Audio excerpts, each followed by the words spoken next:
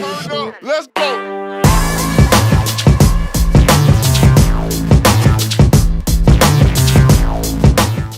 Guys, I have a surprise. The Jack Skellington hat is back.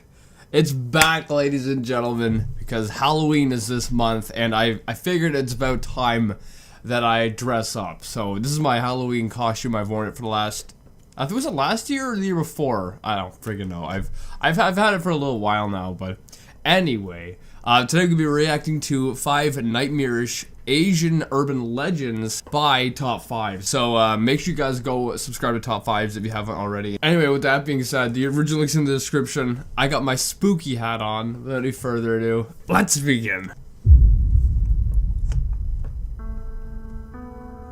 Urban legends have no inception.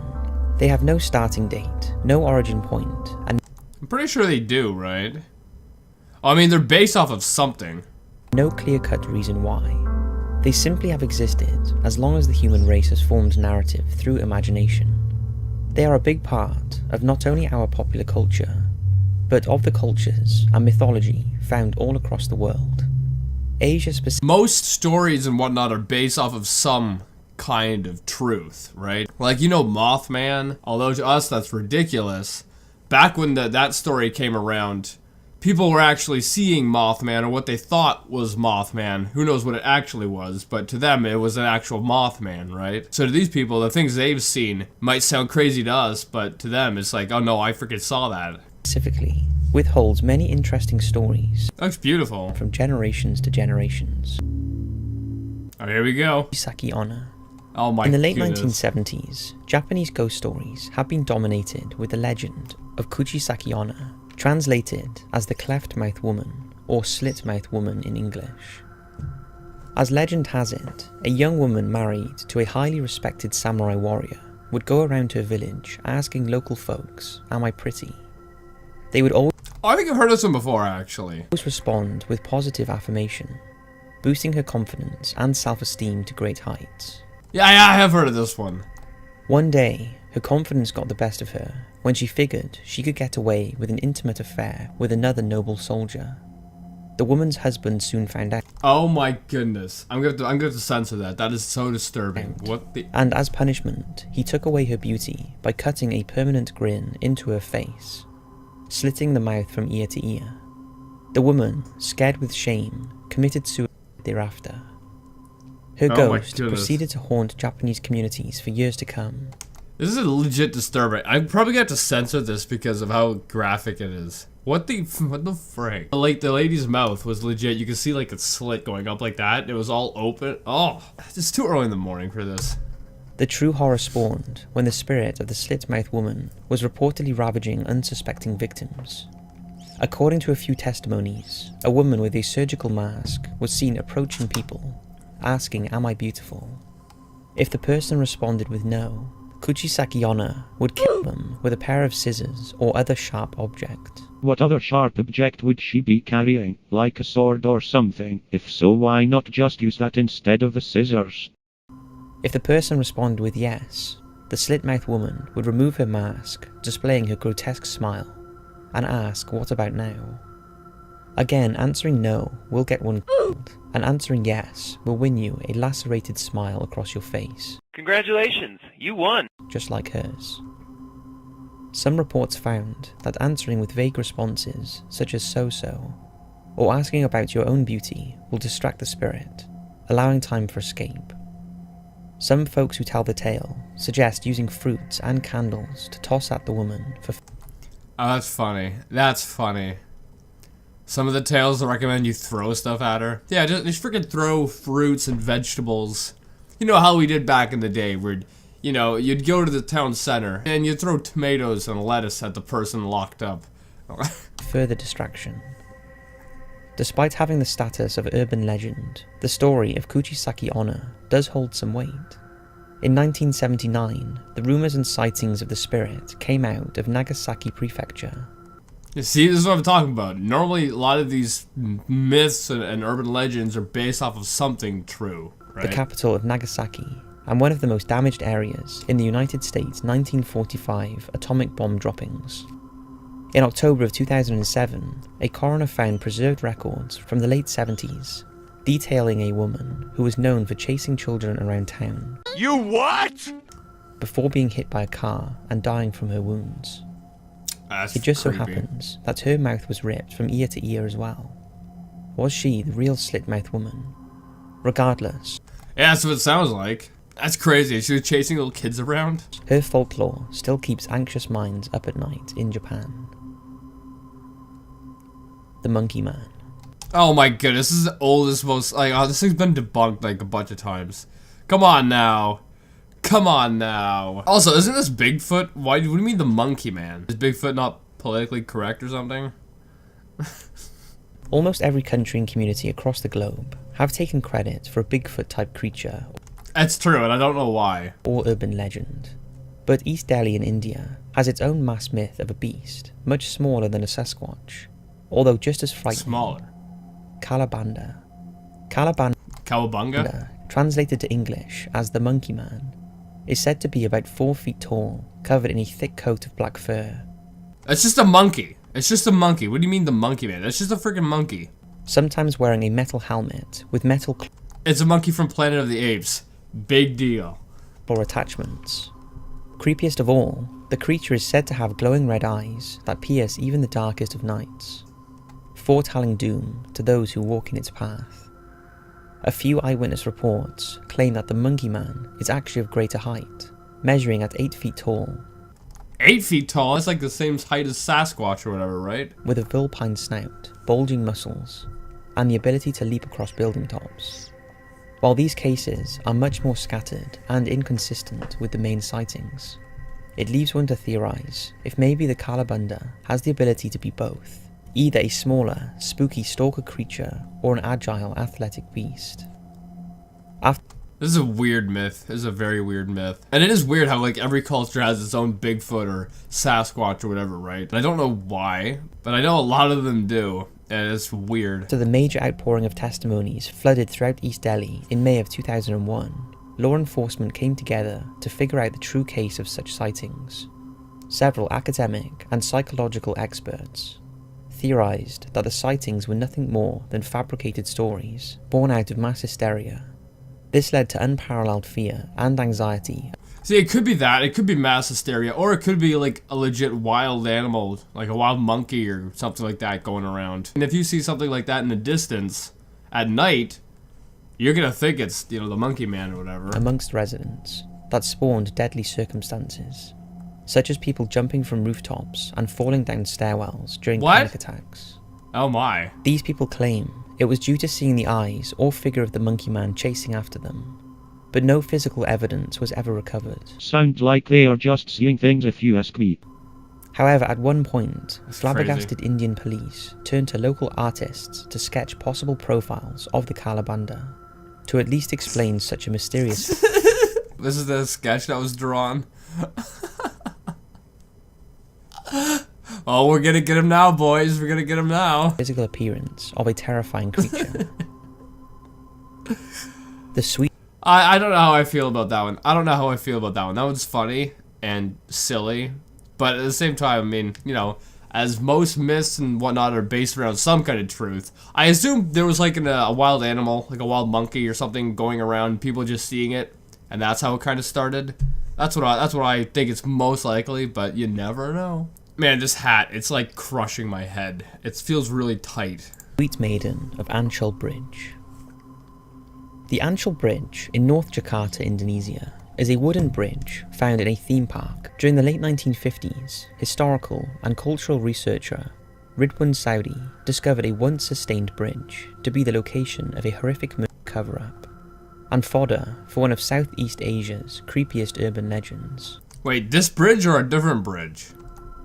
The story dates back to 1817, during the Dutch occupation of Indonesia. I don't It know. follows a young girl named either Arya or Miriam, depending on the version of the myth, who lived in a pavilion rented to her by her family by a rich Chinese man. When she turned 16, she was approached by the Chinese landlord, who offered to take her in as his concubine. Wait, what? So your landlord comes up to you and is like, oh, do you want to be my prostitute?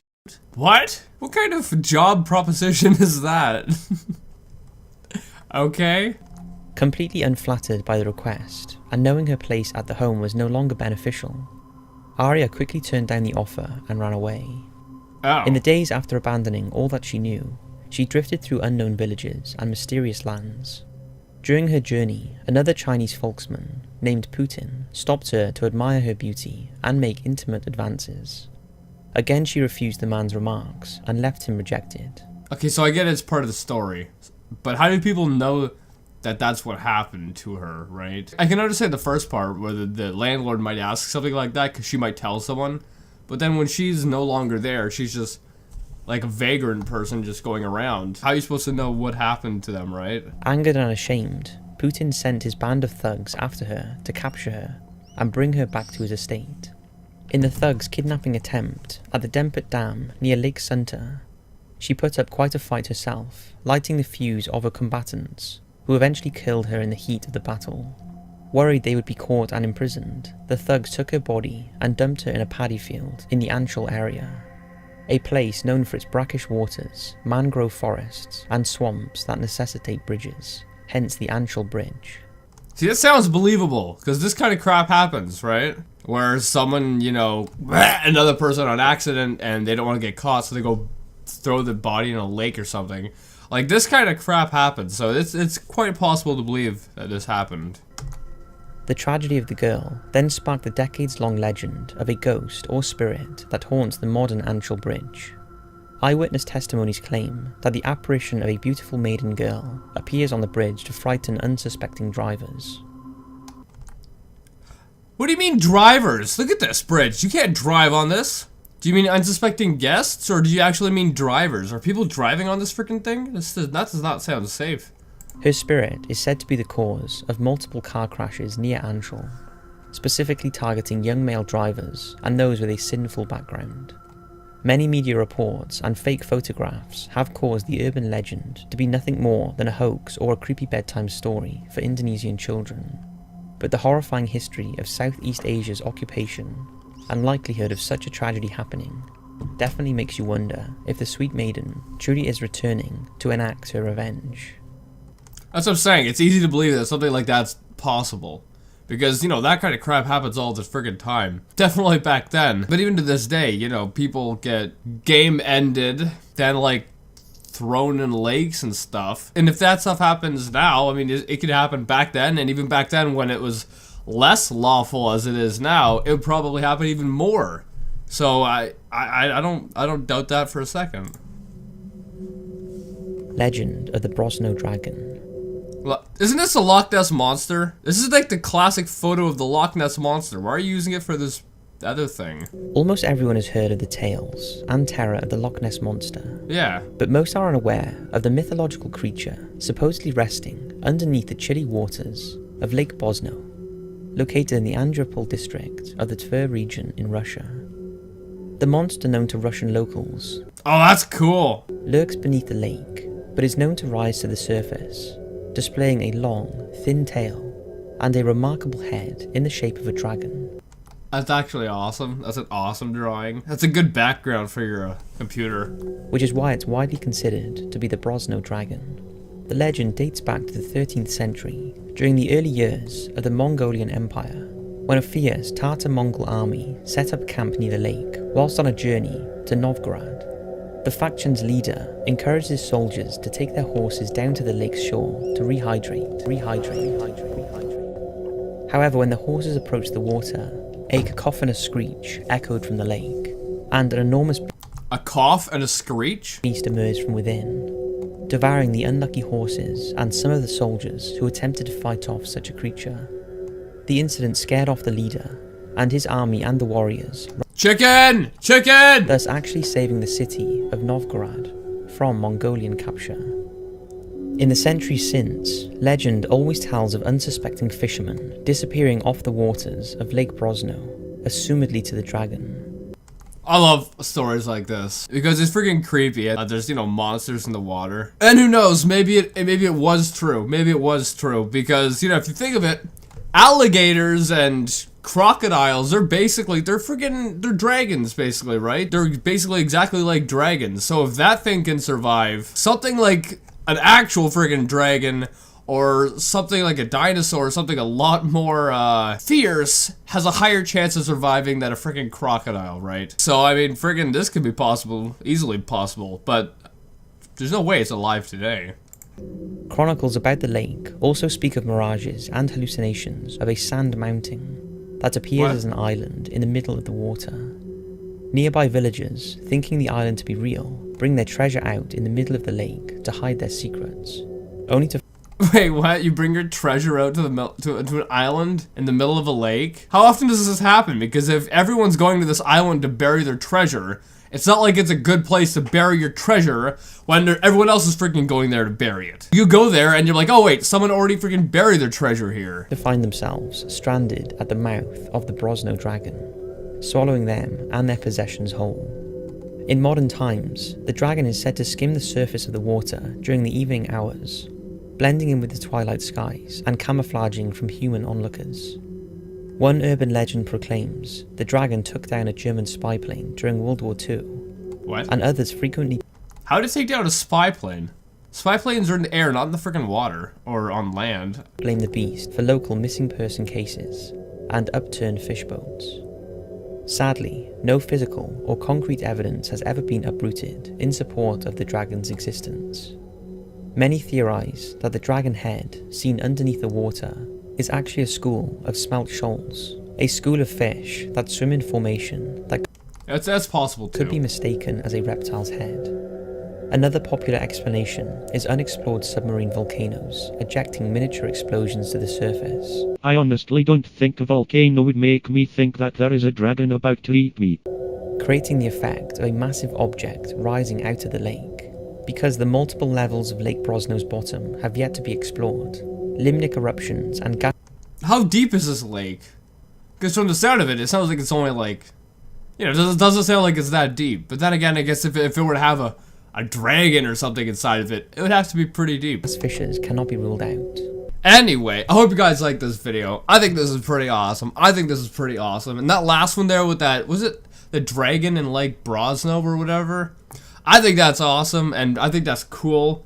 And if it's possible, I don't know, maybe a few hundred years ago when that's like because back in the medieval times, people were there are so many records of people actually fighting, you know, like dragons and crap like that. And if you think of it, if crocodiles and Komodo dragons actually exist in today's world, hundreds of years ago, when, you know, humans, because, you know, we kill off species all the time. We've done this to so many different creatures. So hundreds of years ago, you know, who knows what kind of animals and whatnot actually existed before we ended up wiping them out. Anyway, let me know what you guys think in the comments. If you like this, make sure you give it a thumbs up. I hope you guys like the spooky hat. If you are familiar, this hat actually had these weird, like, long thingies, but I cut them off today because I'm like, I can't stand them. It makes it look even worse. But anyway, if you guys like this video, make sure you give it a thumbs up, possibly share with a friend. If you're new, subscribe to join the family. Also, make sure you guys go subscribe to Top 5's, and I'll see you guys next time. What is up, you guys? I'm Charmx today. I'm going to be reacting to 5 darkest cases of real-life vampires throughout history by Top 5's. I haven't reacted to Top 5's in, I don't know, like a week or two now. Hopefully this will be quite spooky. I don't really know what to expect. I mean, obviously it's like real-life vampires, but I mean, how real-life vampires are they? I don't know. I just gotta find out. But with that being said, the original link's in the description. Make sure you guys go subscribe to Top 5's. Without any further ado, let's begin. Nowadays, when we think of vampires, we envisage a character dressed in a cape, with fangs and a white face, who by day lives in a coffin, and by night feasts on the blood of humans. But that is all fiction, of course. What do you mean it's all I mean, of course it's fiction, but, you know, most stories and whatnot are based off of something true, right? So what's the real version? Or is it? Here are 5 cases of real vampires, and the terrifying stories behind them. Hit those lights, sit back, and enjoy. The case of Peter Blagojevich. That's a terrifying image. One of the earliest documented instances of vampirism, and is thought to be one of the main influences in the development of the image of vampire we recognize today. So this is the origin of the vampire, basically? This is the origin story? I'm intrigued. Peter Blagojevich lived in a village named Kiselova in Serbia. In life, he was just an ordinary peasant, but after his death in 1725, he was blamed for a spate of sudden and unexplained death that occurred shortly after. Wait, he died.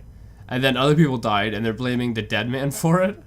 What? Yes, Charmx. Vampires are technically dead, right? They sleep in coffins, remember? After he was buried. In total, 9 of his villagers died over a period of 8 days, and all 9 of them claimed on their deathbeds that they had been visited by Peter the previous night. Oh, that's weird. Furthermore, Peter's wife also claimed that her husband had returned from the dead and come back to their home demanding food from their son. When he refused, Peter brutally murdered him and drank his blood. Oh my goodness, freaking, that's weird. What year was this in? Terrified villagers were so concerned that Peter was responsible that they decided to exhume his body and examine it for signs of vampirism that, according to local beliefs, included growing hair and nails and lack of decomposition. Wouldn't that be anyone who is alive? When they dug up his body, their superstitions were confirmed. Instead of finding his corpse colourless, stiff and decaying, he appeared lifelike and healthy, with a glowing complexion and freshly grown hair and fingernails, with a mouthful of blood that dribbled from the corners of his lips. Is this real? Like, is this an actual documented case, or is this just like a story? I don't know. But what do you mean they dug him up?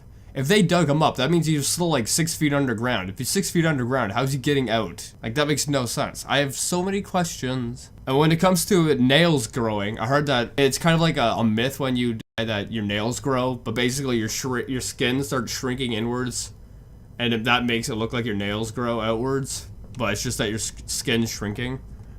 This was enough to convince the villagers that Peter was indeed a vampire, and they proceeded to drive a wooden stake through his heart. This caused an explosion of fresh blood to gush out through his ears and mouth of his corpse. In their horror and desperation, the villagers removed the body and set fire to it. Word spread of the incident, and it contributed to the vampire craze of the 18th century in other European countries. That was crazy. Is that actually real, or is that just like a fable? Man, wouldn't you have liked to live? I mean, you know, hundreds of years ago, there's a lot of bad things, but some of the cooler things, like, you know, vampires and that, and werewolves, those would still be around. So yeah, that would be interesting to live in those times, but probably not the best though. The Atlas Vampire. On May the 4th, 1932, Stockholm police discovered the body of 32-year-old prostitute Lily Lindström. 1932, is that what they said? In her apartment in the Atlas area of the city, now known as the Vasastan. Lily died from blunt force trauma to the head, but what was disturbing was that she had bite marks on her neck and other parts of her body, and a blood-stained gravy ladle was found near to her body. They concluded that the ladle had been used to catch and drink her blood. Could just be a crazy person, right? I think the first story was definitely like the most convincing. I don't know if it's real though, but this one could just be a crazy person. When the Swedish newspapers got a hold of the grim story, they headlined it with the vampire reference. As a result, the perpetrator became known as the Atlas Vampire. To this day, the case remains unsolved. Probably just a crazy person. I mean, the world has a lot of them. Fritz Hamann. Fritz Hamann is one of the most famous vampire killers of all time. Vampire killer? Oh, so this guy went after them. And between 1918 and 1924, he killed at least 24 boys and 1918 and 1924, so this is like, you know, this is more modern. young men in Hanover, Germany. His nicknames included the Vampire of Hanover, the Butcher of Hanover, and the Wolfman. Wait, he was a vampire? Or he went after the vampires? Because from the way you said it, it sounded like he went after them, but it sounds like, now that it sounds like he's the vampire. Harmon's life of crime started at a young age, and when he was just 16, he was arrested for molesting younger boys. Oh. He was evaluated and certified as being incurably deranged, and was ordered to be detained in a mental institution indefinitely. But after just 7 months, he escaped and fled to Zurich, Switzerland, where he remained for 16 months before he returned to Hanover in April 1899. Okay, so he's not a vampire killer. Sounds like he's just like a madman, you know? Like he's got a couple screws loose. Harmon's murder spree started in around 1918, when he began luring boys and young men back to his home, with promises of employment. Once there, he would ply them with alcohol before raping and murdering them. He killed by biting into their Adam's apple. In most instances, Oh my goodness, I couldn't even imagine that. Biting into the Adam's apple? Oh, this is why you don't go outside. this would cause the victim to die of asphyxiation. Although on several occasions, Harmon would bite completely through their Adam's apple and trachea and drink their blood. He later referred to this as his love bite. I'm pretty sure love bite is a hickey, isn't it? It was after the discovery of hundreds of bones in the Leon River that suspicion fell on Harmon, and after searches of his home uncovered many items belonging to the victims, he confessed. This guy should have been locked up. Why was he just allowed to be in public? Alright, I should probably clarify. I don't mean he should be locked up when there was no case against him. Because, you know, they didn't know that it was him, so they can't lock him up. But what I'm saying is that he was deemed mentally unstable earlier on and was sentenced to be in a mental institution for the rest of his life. He should be back at the institution. He should not be allowed in the public. And if he was in an institution, he wouldn't have done these things. He claimed to have killed between 50 and 70 men. He was sentenced to death by beheading and executed 18 days after his trial. Yeah, that last one was pretty freaking disturbing, my goodness. And that had nothing to do with vampire. That was just a mentally deranged person, my goodness. I'm surprised he wasn't like locked up and just like kept locked up. Vampire in Australia. Tracy Wigginton is known as the lesbian vampire killer. She was born in Australia in 1965, and as she grew up, realised she had vampiric tendencies, and from an early age, preferred to drink the blood of animals rather than eat. Oh boy, we're in for a doozy here. However, she also had an overriding urge to feast on human blood, and her lover, Lisa Tushkinski, was a willing donor, but this wasn't enough for Wigginton, and she wanted to take it a step further by trying the blood of a man. On the night of October the 20th, 1989, 1989, so this is like the most recent. This is what, like 30 years ago or something? Wigginton, her lover, and two other women, Kim and Tracy, planned to do just that. The unfortunate victim was 47-year-old father of four, Edward Baldock. The women approached him in their car and coaxed him to get in with the promise of sexual favours. They drove him to a park near the Brisbane River, where Wigginton stabbed him 27 times. Then drank his blood and left his body in the park. It wasn't hard for police to catch Wigginton, as she had left her ATM card in the victim's shoe. What? This lady did all this horrible stuff to this man, and then left her ATM card in his shoe. So she wanted to be caught? When police interviewed her, she told them that she felt nothing. She pleaded guilty to the murder, so the case never went to trial. In 1991, the jury convicted Wigginton of murder, and she was sentenced to life imprisonment with a minimum of 13 years. She needs a lot more than that. After 4 unsuccessful parole applications, Wigginton was released from prison in 2012. She's out and roaming. This is a very weird video. It's very friggin' weird and disturbing. My goodness. I'm probably gonna have to censor a bunch too, but... oh my. The first story was like definitely the best story, because I don't know if it's real, but if it is real, that's like the most evidence or whatever to prove of vampires. But the other ones I reacted to, the people seem like they're just crazy, or definitely, you know, not you know, in the head. But the first story is definitely the most intriguing one, I guess. Yeah, I don't know. Let me know what you guys think. Why did I react to this? Anyway, if you guys like this, make sure you give it a thumbs up. Possibly share with a friend. If you're new, subscribe to the family. Also, make sure you guys go subscribe to Top 5's. And if you can't, go support Top 5's on Patreon. The link will be in the description. I'll see you guys next time. Boop! What is up, you guys? I'm Charmx. Today, I'm going to be reacting to 5 terrifying cell phone horror stories and urban legends by Top 5's. Now, I haven't reacted to a Top 5's video in like, I don't know, a month and a half, 2 months maybe. It's been a little while. It's been a quick minute. But hopefully this is going to be awesome. I freaking love Top 5's horror related stuff, like the creepy stuff, the spooky stuff. All that stuff. I love it, but at the same time, it freaks me out to the point where I hate it, so... there's a love-hate relationship, but nonetheless, Top 5's is fantastic with the creepy stuff. So anyway, with that being said, the original link's in the description. Make sure you guys go subscribe to Top 5's. That link's also in the description. Without any further ado, let's begin. Oh boy, hopefully I don't get too creeped out on this one. I think the thumbnail is of that weird girl with like the big bulging eyes, if I remember correctly. Momo the WhatsApp girl. Legit, the first thing is Momo. And I'm Charmx, and this is Momo. And you put them together, you get Charmo.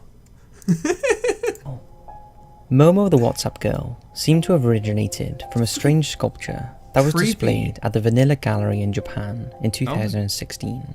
I don't like looking The at gallery this. is dedicated to showcasing some of the most bizarre sculptures created by independent artists from the country.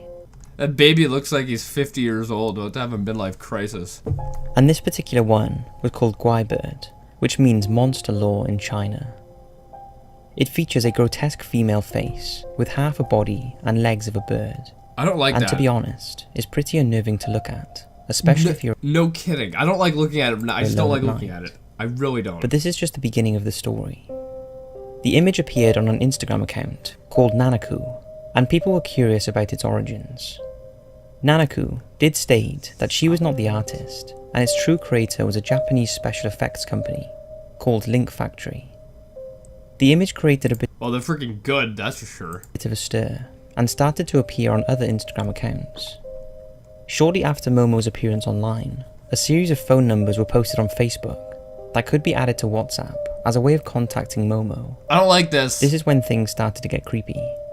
What do you mean started to get creepy? Like the whole thing has been creepy. Although the majority of people who tried to message Momo got no response, there were a few who received back some disturbing messages. It seemed that if you did get a response from Momo, she will already know who you are and everything about you, and can sometimes be offensive in her replies. The most popular number for her is 526-681-734-379. Yeah, I'm not calling that. Also, if it's responding and it knows all this stuff about you. I know there's an app out there that's something like this. Or where you call a phone number or something and it's hooked up to something where it can tell you all this information about yourself, and it's really creepy. But I think there's an actual program or app that does something like this. So someone could have just hooked up this phone number to that program or whatever, and this will just freak people out, which I think is quite brilliant. But I don't know if that's the case. But we strongly advise you do not try to make contact, and if you do, then we cannot be held responsible for any graphic imagery or obscene messages Momo will send back. Yeah, don't Momo message. the urban legend has Don't been message. around for 2 years, but only surfaced on Reddit and 4chan in the last few weeks. I don't like And as looking more at it. people continue to message her, it seems she's not going anywhere anytime soon. Frig me. I don't like looking at it. I really don't like looking at it. Just the eyes and freaks me out. But that's been going around for 2 years. I've never heard of it before. Seen it until like the last couple weeks. No caller ID. The Top 5's website is a place not just for articles, but where anyone can submit their personal paranormal or creepy stories. And if they are suitable, they get posted to the site for discussion and shared experiences. This next real incident is one such story, and the poster sounded pretty desperate to find out what was going on. This is what they said. The person or people who call me consists of a small child or woman, screaming inaudibly, "Hi, I love you, ah," and a man who is just grunting, and a dog barking in the background. The first call was just silence. Like that. Just grunting in the background. Now I don't know. This could be fake. I mean, it's actually really easy. If you're quite creative, you could just send this into Top 5's. I hope Top 5's has done some like discernibly. Oh, that's real. Oh, that's not real. You know, some discerning. But I don't know. Even if it's not real, I like creepy stories. So it should be interesting. The second with the dog, woman or child, and the third with all three. Has anyone else experienced this sort of thing, or knows what to do? I cannot block the number or anything, because Apple doesn't seem to offer that option. It's extremely creepy and makes me uneasy. This is not a joke. Please do not treat as one. Only serious responses. Thank you. He goes on to add some additional comments. I would like to believe that's real, but then again, if it is real, I would not want to be in your situation. Maybe change your phone number. That's probably the best way around it. If you're getting weird phone calls and you can't block them, why does Apple not allow you to block phone calls? That's a good question right there. Why does Apple, or get a new phone? Maybe that's another solution, you know? Why does Apple not allow you to block phone calls coming in? They're a freaking $1 trillion company and they don't have a block option? Is this a joke? I don't know. I use Samsung, so I don't know what Apple has. Explaining that he has an iPhone 7 Plus with AT&T, and that he contacted AT&T and they just recommended not to answer. Or get a new phone. Or get a new phone number. That's probably the easiest. That's probably the easiest. Get a new phone number, call all your friends, tell them your new phone number, you're good to go. He also adds that he serves in the United States Navy and has received these calls in October of 2017 whilst on base, and that the calls started at 10 PM and ended at 11 PM. What was puzzling is the phone is not used for any work-related calls and is a brand new number that has not been previously used. He ends the post by saying, once again, that this is not a joke, fiction, or something I just came up with. I don't know if it's real, although the person is, definitely wants to make us think it is. You never know. But if it is real, you gotta change your phone number again, or just get a new phone that allows you to block phone numbers. I really do not think this person is lying, but what do you think is going on? And have you had any similar creepy calls like this? Not like that. Mysterious photo ends up on a phone. This next real story was sent to me by Michael, and it was his parents, in particular his dad, who experienced it. Michael's dad was on a vacation in Dublin, Ireland, staying in a hotel, and one day he left his phone in the hotel room for the entire day. When he got back to his room, he noticed his phone had moved and was in the corner of the room. He figured that the maid or room service must have put it there. Well, someone definitely moved it, that's for sure. And thought nothing of it. Later that night, when he was flipping through his photos, he noticed a weird photo taken on his phone. It was the only photo taken during the day he had left his phone in the hotel room. I don't like and that. was a picture of two people he had never seen before in his life. If you study the image, it appears to be dark and taken in a possible doorway. The woman appears to be distressed, according to Michael, and the man looks ominous. It's freaking creepy. I don't like this. I don't like this. To this day, Michael's parents have no idea who was in the photo, who took it, why they took it, or whether there was anything sinister going on. Take a good look at it, and let me know what you think, or whether you recognize either of the people in the shot. I don't think it's anything sinister. It's just weird. I don't like that. I don't like that. Well, that should teach you a lesson. Why would you leave your phone in the hotel room anyway? Like, don't leave anything valuable in a hotel room, because it can either get stolen or, well, apparently this can happen now as well. 630-296-7536. Not calling it. If you're brave enough to call it, Nope. although I advise you not to, this is Nope. what may happen. The call will be answered by an organisation called Booth World Industries, a company who specialises in remodelling. All this sounds Okay. legitimate, until you realise the remodelling is not about construction, design, or anything else you would typically associate with the term. Is it like remodeling your body or whatever? Like a surgical place or something? But rather, the remodelling of a person's life and death. Oh. The initial contact will lead you to two possible scenarios. A recorded message that goes something like this. You have reached Booth World Industries. Your number has been logged and traced. A service representative will be with you shortly. We at Booth World Industries say thanks. You have a marvellous day. Yo, I don't think it would be possible to have a good day after that. An answer message tone is then heard, inviting the caller to leave a message. If you are wise, you won't leave a message and will hang up, and that will be the end of it. Or so you would think. Until a few hours later, you may get a call back from an anonymous number. If you don't answer, then this slightly unnerving automated message will be left on your answer phone. You attempted to contact Booth World Industries. We have your information on file and would like to speak to you about scheduling your remodeling session. Wait, is this like a thing from like the movies or whatever, where you want to get a new life, so you call up this number, and they do everything to get you like new papers and everything, and put you in a different country and a new home, kind of like the Witness Protection Program? We strongly recommend you return our call at your earliest convenience, and thank you for your interest in our remodeling service, and hope you have a marvellous day. Or if you do answer, you may be greeted by the live voice of a slightly robotic but polite female representative, who will ask you for your full name. At this point, most callers will give a false name. However, it's said that this is a mistake, as the representative will know and calmly call you out for providing false information. What is this though? What is this? This is freaking creepy. They are intent on scheduling a remodeling appointment. Nah. In one nah. particularly chilling case, a caller supposedly gave the name of an ex-girlfriend as a joke, and strangely the representative accepted this. Then on the scheduled day, his phone rang. He also heard in the background the voice of his ex-girlfriend. She was screaming. Then he heard a choking sound, and then silence. The next voice on the line was a man who explained that the scheduled remodeling on his ex-girlfriend had been carried out. This is a hitman service? What is this? How come police haven't looked into it? Like, no. It was at this point that he realized he had unwittingly called out a hit on his ex. So it's like a hitman service. This is how... What? This is just one of the many experiences people have had after calling the number. Did he not call the police and get them to look into it? Because I think they need to look into what's going on there. McStay family memorial photo appears on someone's phone. Imagine you are uploading some photos from your phone when you come across a photo that you are sure you didn't take. When you look closely, you realize it's someone's grave, but whose you have no idea.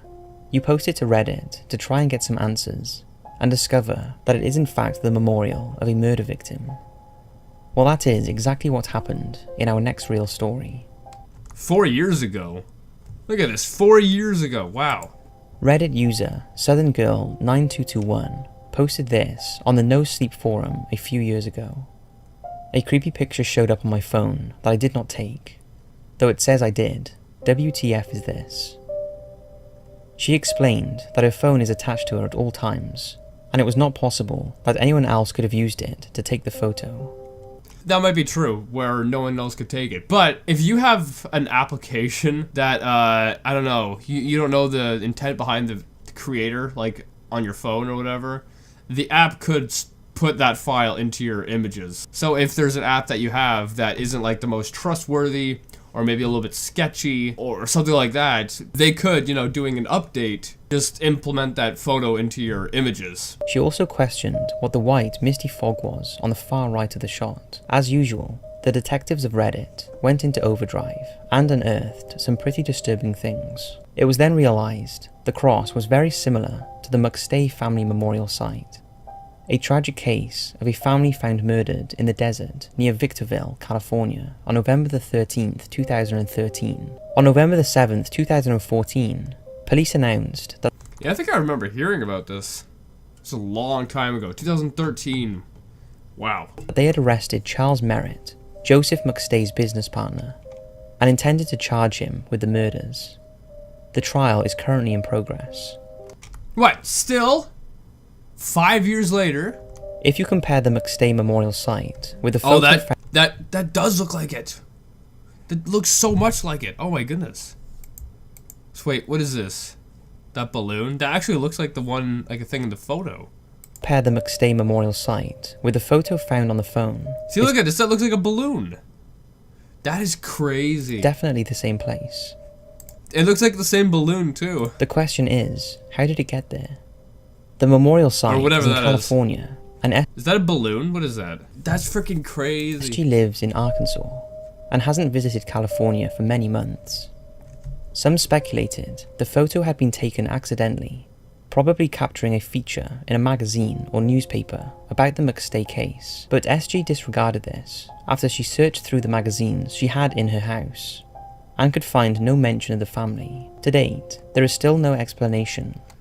I think a good explanation, I think a good one, is that it could be just an application that they have on their phone. Because I know this is possible, that you could have an application on your phone, and whatever the app's intentions are, I don't know, but doing that, when an app updates, it stores files on your phone, right? That's how it updates, it stores information. And if the app has permissions to go through your files, what like a lot of apps have, it could just freaking have this image and store it in your images. It could do that. As to how the photo ended up on her phone without her knowledge. And after researching, it seems random photos ending up on people's phones is an all too common occurrence. Anyway, I hope you guys like this video. I love these, but they're so freaking creepy at the same time. And the first one, the Momo one, just looking at that, oh my goodness, freaks me out. But anyway, I hope you guys liked this video. If you did, make sure you give it a thumbs up, possibly share with a friend. If you do it, subscribe to the family. Also, make sure you guys go subscribe to Top 5's, that link's in the description. And I'll see you guys the next time. Boop! What is up, you guys? I'm Charmx, and today I'm going to be reacting to 5 creepy unsolved 4chan posts that need some explaining by Top 5's. Now, Top 5's makes really good videos. I haven't reacted to a Top 5's video in, I don't know, it feels like it's been a little while now. But hopefully it's be quite interesting. The original link's in the description. Make sure you guys go subscribe to Top 5's if you haven't already. Without any further ado, let's begin. I'm starting to sweat. I can feel myself starting to sweat. I'm trying to, like, why am I starting to sweat? The ossuary. An anonymous user began to upload captioned photos on 4chan. He began by saying that his maternal grandfather died at the age of 89. His grandfather had served in the Navy during World War II. Okay. Mentally affected from what he experienced during that time. No kidding. The poster's grandmother died suddenly in 1965, and after this, his grandfather became paranoid, believing that nuclear war with the Russians was imminent. So he began to build a fallout shelter on his land. How is that, like, you don't need explanation for that. The time that the person died, that was around the Cold War, wasn't it? Around there? And that was, like, the biggest threat. So, I mean, that's, no kidding, you'd be paranoid. And I think a lot of people had bunkers and stuff they dug and built. So, I mean... The poster has never been in the shelter before, but decided to go and search inside for any items that could be sold in his grandfather's estate sale. His first photo was of the entrance to the shelter. Further uploads show the poster going deeper into the shelter. There does not appear to be anything of great interest. Then he came to a large door that had been reinforced with barbed wire, and behind the door was a chamber that contained religious images and faces carved out of the limestone rock. There was even one carving that was Oh, that's creepy. That's creepy. I won't lie. That's freaking creepy. an obvious representation of a skull. In the center of the chamber, the poster found what he believed to be A bone? a large human bone jutting out of the floor. How the frig's that there? He thought it looked as though it had been dumped there and then hastily covered with concrete. The user uploaded the coordinates of the shelter, but mysteriously both that image and then the thread were deleted. So who carved the faces? Was it the poster's grandfather? Or was the chamber there for many years and his grandfather found it? And who do those bones belong to? Is this post even genuine or just a great hoax? Could be a mix of both, you know? It sounds as if the grandfather just built that room in there for religious reasons, I guess. That's what it sounds like. What do you think? So, yeah, I mean... It's 100% believable that some people would do that, because people did do that. They're digging shelters and stuff because they're afraid of a nuclear attack. So it's 100% believable. And I assume that the room was just a religious room that the grandfather built. The only weird thing is the bone, which I don't know. That's a weird one. But besides from that, everything else that you can explain. Shauna Maynard. In August 2015, someone posted on the B random board of 4chan. He revealed that he had killed several women. He told other users that if they could guess the names of the women, then he would post their photographs. He posted, "I have killed several women for pleasure. If you can guess a name of any of these women, I will upload their photo. No more than 10 names per post. Any more than that will be ignored." I think there's a body picture there. I'm gonna have to censor that. Great. Just great. Of course, users thought the whole thing was a hoax. After all, the date on the photo was wrong, but several of them began guessing names anyway. Altogether, 4 photographs were posted. One woman was identified from the photo. Oh, you can't show that. You can't show that, Top 5's. What are you thinking? As Shauna Maynard. Her body was found on Blue Diamond Road in Las Vegas in April 1998. Her killer had never been caught. A month later, the same person returned to 4chan to post another photo. The image contained a piece of paper with the writing, "I'm back," and the date. The photo was of a man whose eyes were hidden by a piece of paper, and the caption read, "Dying, dying." He also posted new images of female They didn't catch this person? I think they really need to. This person should be locked up. victims, as well as the caption, "I will be back in a month to finish our game." He has never posted on 4chan since. 4chan users contacted the FBI, who were unable to investigate further, as 4chan does not release any IP addresses, even to the police. So elaborate hoax, or an actual serial killer, who at this time could be still out there. What do you think? I think someone needs to be locked up. But yeah, I hope they find that person. Alex from Tennessee. Another mystery that began on the notorious B-Random forum of 4chan. On the 24th of April 2013, a post appeared which provided coordinates and a map showing a specific site where the poster said a prize could be found. The location was an abandoned warehouse in Elizabethton in Tennessee. Members of 4chan were skeptical, believing that the whole thing was probably a scam. Even if it isn't a scam, why would you go in the first place? It sounds more like a trap if you ask me. So the poster uploaded an unsettling photo of what looked like a mummified hand in order to grab their attention further, and asked why nobody was coming to see it. Because why would you go to some random person's farm or whatever in the middle of frickin' nowhere? You talk about bad decisions, that sounds like one of them. By now, it became obvious that the prize was the chance to see a body. Annoyed that still nobody was taking him seriously, If you're on 4chan, the odds are you probably have seen one before. Oh, that sounds like a great prize. the creepy guy posted another photograph showing the spine and pelvis of the remains. He then said that this was not the prize because his friend moves, and uploaded a photo showing the prize wrapped in a black plastic bag. The last image from the poster contained the caption, "Someone come," with another photo of the plastic bag. Yeah, because the person's gonna wanna, you know, attack the person who comes to see.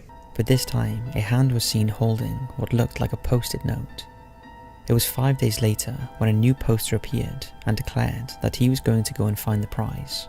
He said his name was Alex, and he was going to upload photos and post the progress of his treasure hunt Well, Alex, bad decision there, my friend. That seems like a very stupid decision. live on the forum. He must have made contact with the mysterious first poster, because Alex said that he had arranged to meet at the location, but that Alex was going to arrive early to scout out the place first. His first photograph showed him going down some stairs into an underground room of some sort. Oh boy! Nothing can go wrong. Nothing can go wrong here. If someone's posting pictures that make it look like they met someone, and they also give a location, you know, you might want to forward that to the police or something like that. You know, get them to go check it out to make sure everything's good. Because it sounds as if Alex is the next victim. Alex uploaded a photo of some jars and other paraphernalia that was on the floor, noting that it looked as though he had indeed got there first, before the creepy original poster. He went through a door at the bottom of the stairs and continued to post photographs of his surroundings. He noted that the room had no constructed floor, walls or ceiling, and was made from dirt. He also noted that the room smelled bad, and that he thought that he had heard the creepy guy arriving, so he went back upstairs for a look, but there was no one there. Wait, so no one is there? Take this opportunity and leave while you can. Alex went back down to continue his search and was confused when he came across a lot of fairly new wiring lying around. Why would there be new wiring in such a dirty old place? Obviously spooked now, Alex thought he had heard rustling but was brave enough to stay put. Eventually he came across a black plastic bag and admitted that he was afraid, but he opened it anyway. Inside he found what appeared to be a small mummified animal and a plastic plate. That was the prize? Congratulations, you won. Congratulations, you won. Congratulations. Which had a strange poem written on it. There was also a hard drive wrapped up in the folded plate which Or was that the prize? it. The poem read, "Plate's a date, a very important mate. You shouldn't have come here, I lied." Yeah, no kidding, you shouldn't have come there, Alex, you idiot. If someone's saying that, oh, I bet someone, come and see, like, the odds are you're next, because they don't want you going and telling other people once you know who they are, right? Like, if you go there, you're, like, survival of the fittest. You know? Alex carried on emptying the bag and was very afraid when it began to move. Yeah, He found don't. a poor possum that had been tied up and placed inside several bags. When Alex tore the bags open, the possum ran away. He Aw. carried on looking around and came across some prescription pills and a mailbox that contained what looked like animal remains. Finally he found something very large wrapped in plastic and duct tape. He also heard a car pulling up outside. Panicked, Alex knew that he couldn't leave the way he had arrived. Yeah. I mean, did you bring something to protect yourself with? You know, did you bring, you know, a sidearm or something? I mean, if anything, I think now's the time that you need one to keep yourself safe. I mean, if that's the the guy who committed the crime originally, you're in for a wild ride. So he decided to get out through what he thought was a crawl space, Oh or no. some sort of window opening that he could see. Oh no. But it turned out to be neither, so Alex had to turn around and leave by the only exit, the Oh. main door that he had entered when he arrived. That was Alex's last post. He has not been heard from since. Did anyone at least, like, the guy at least gave the location, right? So if you really wanted to find out, or if you were really worried, you could go and tell the police, hey, this and this happened at this location. Can you go and check to make sure everything's fine? You could at least do that, you know? But, I don't know. This is a weird one. So, true story, or just another elaborate hoax? Let us know what you think in the comments. Either way, that last one, Alex is an idiot. I don't understand. Like, I'm dumb. I'm a really dumb person. But if someone were to post, hey, oh, I backed someone, come to this location and see, I'm not gonna go. Like, that's just stupid. But if I were to go, I would bring something with me to protect myself, because obviously the person who is out of their freaking mind, and you need to protect yourself. And I would have at least told someone where I was going, so that if I didn't return, you'd go and tell the police, too. Like, you gotta be prepared for the worst scenario. Oh my goodness. Anyway, I hope you guys liked this video. This is a weird one, but yeah, I hope you enjoyed this. If you did, make sure you give it a thumbs up. If you do, hit subscribe to the family. Make sure you guys go subscribe to Top 5's. That link's in the description, and I'll see you guys next time. Boop! What is up, you guys? I'm Charmx. Today I'm going to be reacting to 5 online mysteries that will scare the life out of you by Top 5. So I'm reacting to a Top 5's video in a quick minute, but hopefully it's be quite spooky. And yeah, anyway, with that being said, hopefully you guys like this. The original link's in the description. Make sure you guys go subscribe to Top 5's and go support Top 5's on Patreon if you can. And without any further ado, let's begin.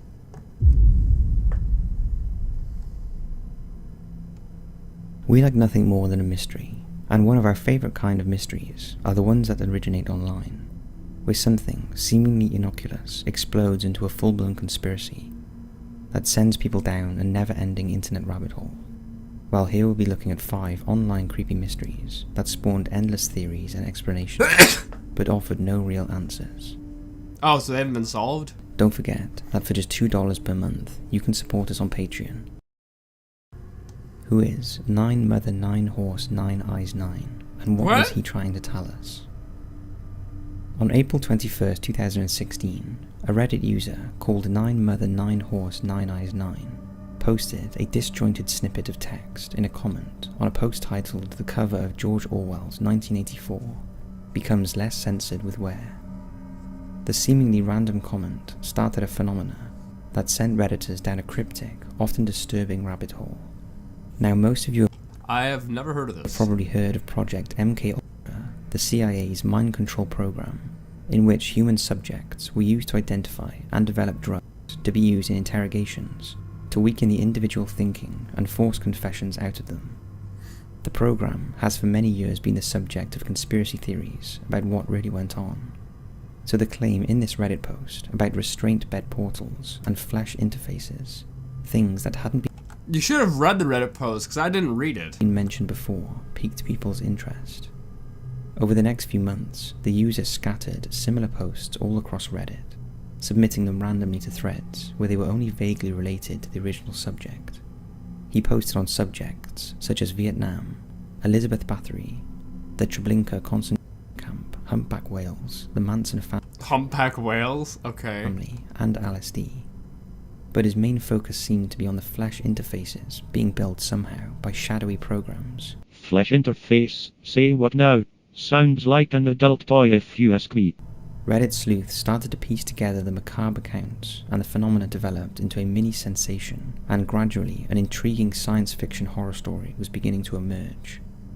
This was skillfully and beautifully written from multiple actual historical perspectives, revealing a nightmarish tale revolving around the so-called flesh interfaces and humankind's attempts to study them.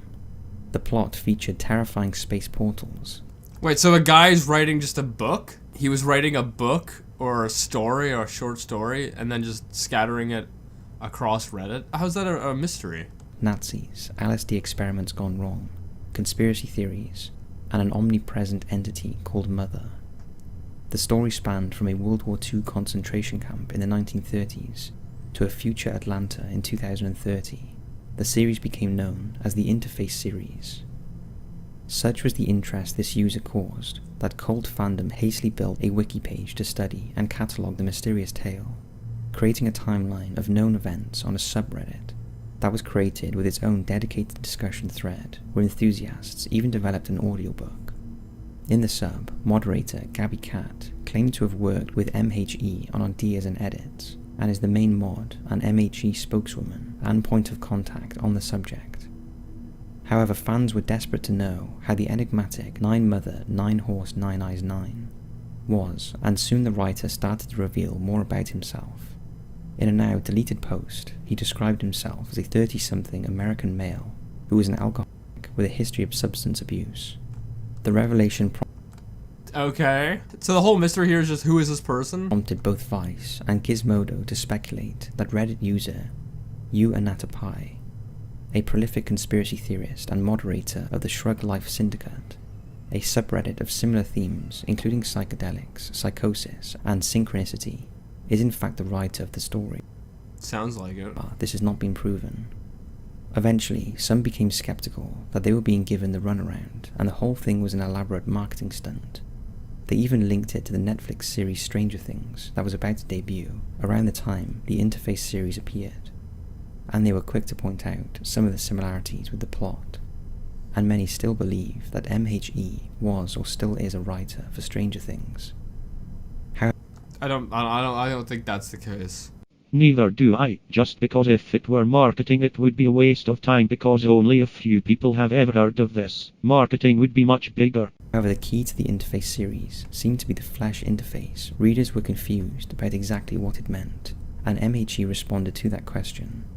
Then, on July 19th, 2016, they responded with a final post, bringing to an end the Interface series, but not an end to the mystery behind it or its meaning.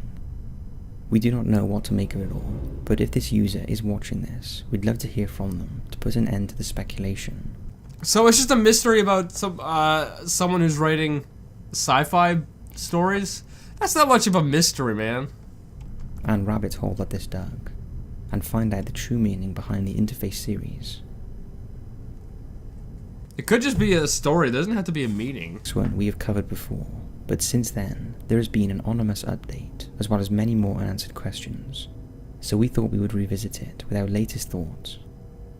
On May 16, 2016, a YouTube channel was created, called Deeper. A few days later, on the 20th of May, 5 very short videos were uploaded to the channel, and a coded link was posted on 4chan that attracted curious viewers.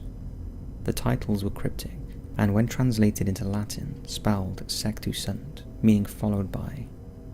Take a look at the first 18-second video that drew viewers down a rabbit hole, with an outcome they were not expecting. Alright.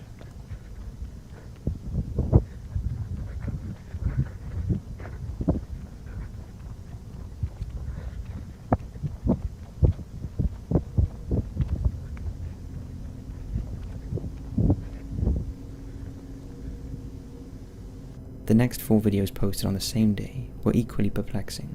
The second one was an 18-second clip of a ceiling fan titled Around, followed by another clip of a fan titled It's just someone being like mysterious or whatever. It's not really that like crazy. Culmus, which translated from Latin to English means stalker. The fourth one that day was titled BSHLK. It showed a smashed light bulb with a song by Daniel Johnson titled Poor You playing in the background. Eagle-eyed viewers were able to decode this after realizing BSHLK was a Visionaire cipher, and the key was Poor You, which translated to metum, which is Latin for alarm. The theme of these videos seemed to be taking a sinister turn, and the last video posted on the 20th of May was titled Here, and showed a 17-second clip of a field. Viewers speculated it was located in Colorado or Texas. What is with the weird VHS filter effect on the tape? The next day, a video titled Listen was posted again, showing an empty field, but this time a siren sound could be heard, and at the end of the 27th clip, there was a weird distorted sound that, when put through a spectrometer, revealed the name Stephanie Ann Bauman. Stephanie Ann Bauman was a 15-year-old girl who was found dead on October 28, 1980. Her body was found in a ditch in Colorado, Investigators believed Well, I guess we know it's Colorado. that prior to her demise, she had been chased by a car and collapsed exhausted into the ditch. The case and circumstances surrounding her death remain unsolved. The video and subsequent videos continued with similar hidden... See, that's very weird, because at the beginning here that the person was getting chased, right? So you could make a correlation or connection that, oh, maybe that's supposed to be the girl being chased. messages and sinister themes, each offering a coded clue using either hexadecimal, Latin, or other ciphers. In the video titled 25, the name Darcy Anderson was revealed through Caesar cipher. 28-year-old Darcy Anderson was another victim, whose body was found in the trunk of her own car that had been abandoned in a muddy alley in Denver. Her demise remains unsolved. In the slightly unnerving video titled Mortem, viewers suggested the name Edith Beneath Lenners was the hidden clue. Edith was a 38-year-old mother from Colorado who disappeared in 1995. As with the previous two people, her case also remains unsolved. Soon after So are people thinking that the person who took out these people is the one uploading these videos? Or it could just be, what I'm thinking is probably just someone making these videos all mysterious-like and then referencing people who were, taken out. That's what I'm thinking. posted in the channel description another series of numbers, along with the coordinates 38.933529. The numbers were translated through a cipher and read Karen Denise Aguilera. Karen was a 23-year-old whose body was found on May the 10th, 1988, in a field near Falcon Highway. Her case remains unsolved. Perhaps even more disturbing is that the coordinates take you there, to the exact place Karen's body was found. Shortly after the coordinates were displayed, a video featuring another ceiling fan with a strange title, which translated through a cipher, spout the words, "I loved them all."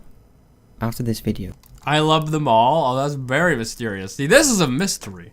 This one's a lot more mysterious than the last one. This one's like, yeah, maybe this might actually be the person who took them out. the quality of the video was upped, although the content was just as disturbing. A lot of the clips featured songs from Daniel Johnston, and every video seemed to have a clue or message. Over the next 2 years, the uploads were sporadic, and some have since been deleted, but all the videos seem to have been linked to unsolved crimes, and viewers became convinced Deepa was a serial killer, leaving... That's what I'm getting at. That's what it seems like, at least.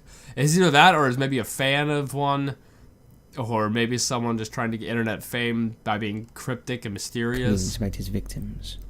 In some of the last videos uploaded, many viewers allude to the fact that the owner... Why did it blink red? ...might be dying, and the whole thing was a deathbed confession. What the frig was that? You guys see that? The whole thing was a deathbed... You said it. Did you see that? What is that? Why? Look at this random color here. Why is that there? ...deathbed confession. One of the latest videos uploaded to the channel was called AKTLASA, and at the end had a code in the distorted audio that, when put through a spectrometer, spelt out 700 block What's a spectrometer? Mariposa Street, the site of another cold case murder victim. On December 10th, 2018, Deepa did a live stream with just a black screen and a strange phonic Morse code combination playing. This was decoded as possibly saying receive. The last video posted to the channel was on June 17th, 2019. The decoded link in the somber post was this. Nothing has been posted since, and whether this person is dead or not is unknown. But we're keeping an eye on the channel to see if there are any more uploads. We're not sure if this was... Well, it sounds as if the person did pass away. It is with heavy hearts and burdened minds that we must inform you that our mutual friend's passing. Or of our mutual friend's passing. So it sounds as if the channel uploader passed. was all an augmented reality game, or an art project, as some do suspect, but if it was incredibly distasteful. What's your thoughts on this one? Either one, it was the actual person who took out the people, or two, it was actually just someone trying to get fame based off of the other people and their misfortunes, which could very possibly be what it is. The origins and motive behind Sad Satan. This next one is a PC game that may or may not have existed, although we suspect it did.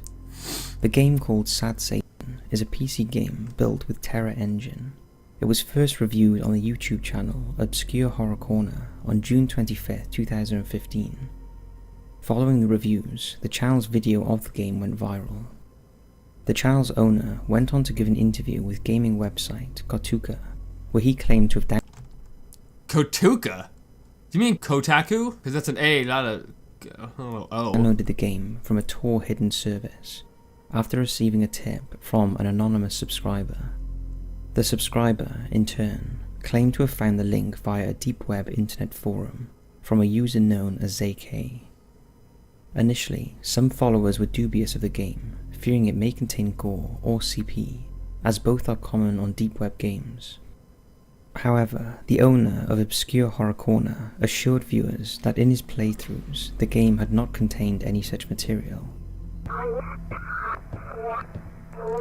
Oh, that's creepy. I don't like this. Oh, I do not like this. They turn down that volume. Let's get the frig out of there. Nah. Following the interview, the subreddit Sad Satan was formed to discuss the game, and it was quickly realized the Onion address provided by Obscure Horror Corner was invalid. After the discovery, the Obscure Horror Corner owner appeared again on Kotuka, claiming that the link was purposefully given in error, since the game did in fact contain graphic material.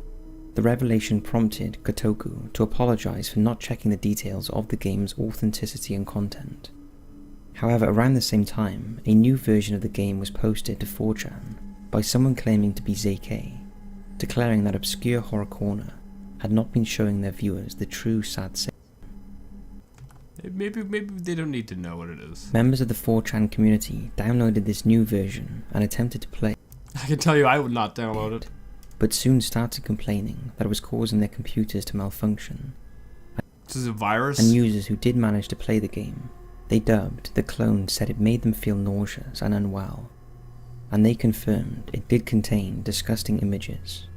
Suspiciously, around the same time, Obscure Horror Corner abandoned his YouTube channel for unknown reasons, and nothing has been uploaded to it since the Sad Satan controversy. A little creepy, but nothing to suggest anything sinister is going on. However, as soon as the gaming community heard about this mysterious game, they scrambled to try and download and play it. A lot of the popular YouTube gaming channels attempted to review it, including PewDiePie.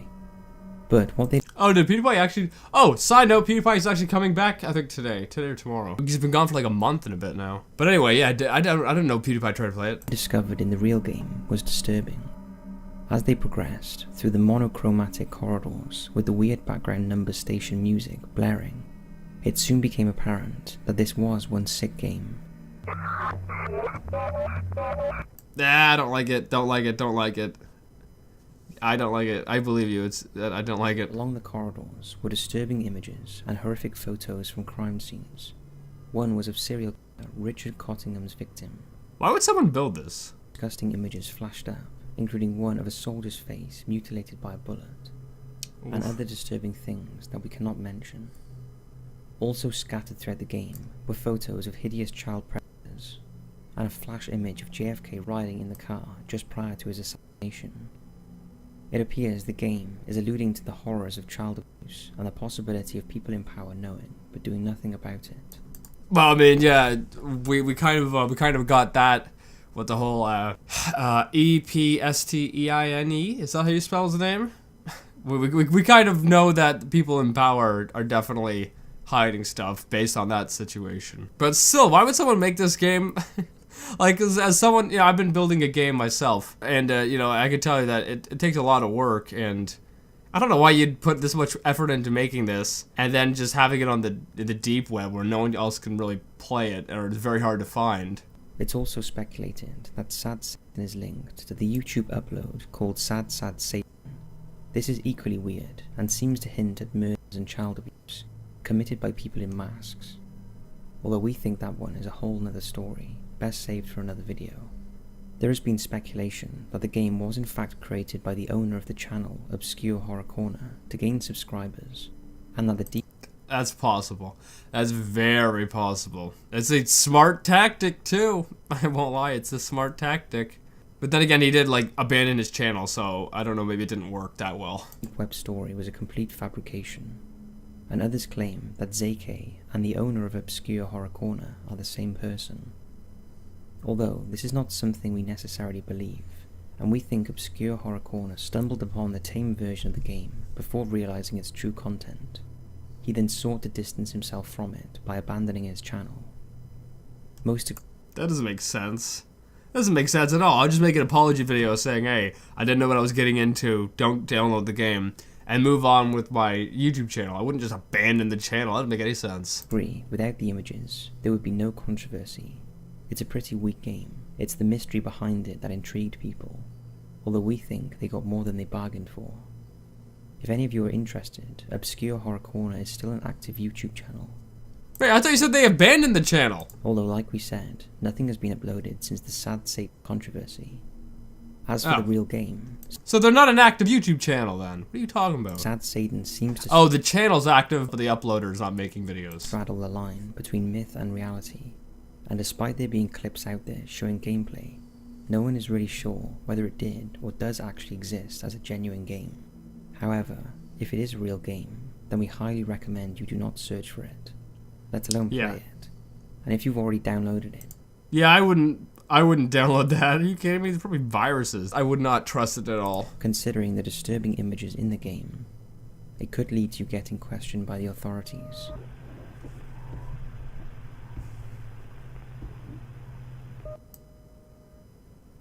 It's freaking creepy, man. This is the weirdest one yet, I think. Yeah, I'm gonna end the video here. I can't take any more of that. This is just pretty disturbing, I won't lie. Especially that last one there.